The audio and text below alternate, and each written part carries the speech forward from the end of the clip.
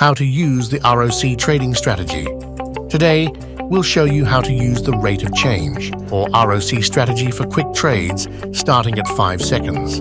This is a strategy based on the use of the ROC indicator, which was first proposed in the works of Dr. Alexander Elder.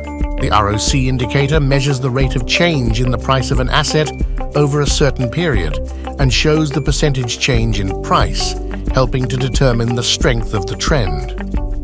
How to set up the ROC indicator for quick trades. Set the period to 7 to make the indicator more sensitive to short-term price movements.